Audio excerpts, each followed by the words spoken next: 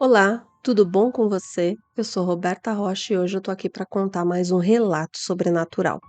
Se você gosta do tema, já deixa seu like, se inscreva no canal, isso me ajuda muito na divulgação.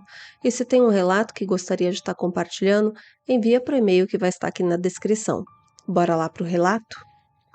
Demônio na fazenda. Vou contar um relato que aconteceu com a minha avó e sua irmã. Essa história ela aconteceu em 1939, nos tempos em que a minha avó era criança. Sempre que temos uma reunião de família, ela nos conta suas histórias dessa época, quase sempre de fantasmas e demônios. Em uma dessas histórias, ela relembra quando morava no Paraíso do Norte. Moravam ela, a irmã e seus pais em uma casa grande, em uma fazenda isolada da cidade toda, como toda boa casa assombrada deve ser. Seus irmãos já eram formados e não viviam mais com eles. Certa noite, seus pais foram à cidade, sabe-se lá Deus por quê, e devido à chuva forte, ficaram presos na cidade e não conseguiram retornar para casa nesta noite.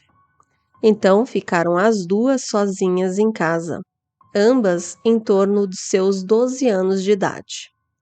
Essa irmã da minha avó sempre apresentou, segundo ela, um comportamento estranho, e nesta fatídica noite, provou que havia sentido seu comportamento arredio e calado.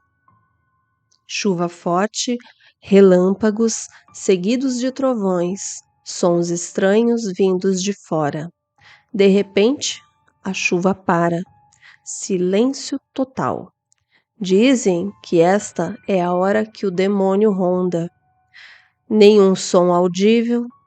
Passaram-se alguns segundos e, de repente, os cães começaram a latir e uivar, como se vissem algo que devessem afastar da casa. Um novo silêncio. De repente, os cães começam agora a chorar, um choro doído, como se estivessem com muito medo, e silenciam novamente. Nessa hora, as garotas se escondem no quarto e trancam a porta. Quando passam a escutar barulho de passos ao redor da casa, mas não passos humanos, passos de algo pesado, aparentemente com cascos, e para bem em frente à janela do quarto onde elas estavam. A essa altura, ambas já estavam apavoradas. Porém, a irmã de minha avó, como se em um transe, ela se levanta e encosta a testa na janela de madeira, com os braços pendurados ao lado do corpo, e lá fica. Minha avó disse ter ouvido a respiração do que estava lá fora, bufando na janela, como que farejando a sua irmã e fazendo com que os cabelos dela se movessem, tamanha a força da respiração da criatura que estava lá fora. Minha avó começou a orar e de nada adiantava, porque quanto mais ela orava, mais a criatura se irritava e corria em torno da casa, até que um certo momento se jogou contra a porta da sala e um barulho estrondoso se fez. O som invadiu a casa e apavorou de vez a minha avó, sozinha na noite escura, apenas sob a luz do lampião. O barulho se repetiu. Uma nova investida da criatura contra a porta se fez, seguida de um grito de homem como se sentisse muita dor. De novo e de novo, por várias vezes, essa criatura se jogou contra a porta, como que querendo entrar na casa. Minha avó ajoelhou-se próxima à sua irmã, que ainda estava encostada na janela em transe. Segurou sua mão e começou a orar novamente. Como que por comando do demônio que tentava entrar na casa, a irmã de minha avó foi em direção à porta e iria abri-la se não fosse a minha avó impedi-la, empurrando-a contra a parede.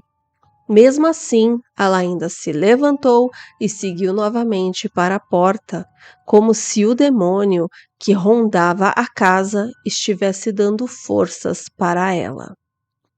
Minha avó conta que durante toda a noite seguiu-se esse inferno, esse demônio rondando a casa, tentando entrar, dando murros, urros horrorosos e sua irmã completamente fora de si. Pela manhã, seus pais chegaram dentro da casa e viram uma cena muito estranha.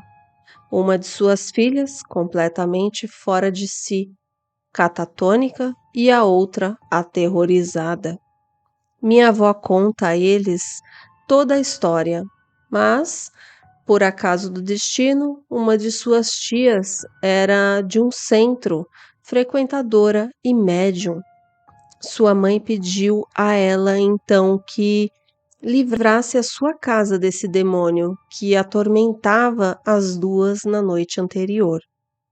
Em uma das sessões no centro, sua tia recebeu uma entidade, a qual eu não me lembro o nome. E essa entidade disse que era sim o próprio demônio que estava em torno da casa e tentava entrar para matar a sua irmã, pois ela havia sido prometida a ele. Segundo minha avó, essas foram as palavras do demônio ao ser questionado do motivo de ter ido à casa. Não entrei, mas vou entrar naquela casa e fazer miséria. Vou acabar com aquela menina. Vou arrebentar as carnes dela. Vou fazer ela sofrer. Ela é minha, ela é minha. Me deu, eu vou levar. Eu levo, eu levo. Desse dia em diante, eles viveram sob constante vigilância, com medo, e não demorou muito, vieram para São Paulo, aonde vive até hoje. Sua irmã teve um destino cruel. Morreu jovem, aos 24 anos. Tirou a própria vida após ter o seu primeiro filho, dizendo em uma carta que não suportava mais os tormentos e que já estava farta da vida.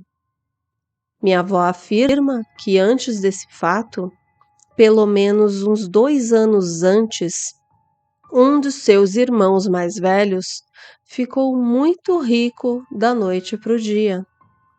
Já esse irmão, ao qual a ela se refere, conhecia através de fotos junto da fazenda e as cabeças de gados que ele possuía. Porém, também ele tirou a própria vida pouco tempo depois que a sua irmã havia feito o mesmo. Minha avó atribui a ele uma provável oferta da vida de sua irmã ao demônio em troca da fortuna. Esse relato de fato aconteceu com a minha avó. Ela conta essa história desde sempre. Obrigada por ler o relato da minha avó. Nossa, fiquei sem palavras. Com certeza ele deve ter feito alguma coisa. Onde há fumaça, há fogo. Eu sempre penso assim. Se a pessoa chegou a ter essa ideia de que foi isso que aconteceu, a avó dela pensa assim, com certeza alguma coisa tem. É isso, se você gostou do relato, já deixa seu joinha, se não é inscrito, se inscreva no canal, isso me ajuda muito na divulgação. Se tem um relato que queira estar compartilhando, envia para o e-mail que vai estar na descrição. Muito obrigada e até a próxima. Tchau!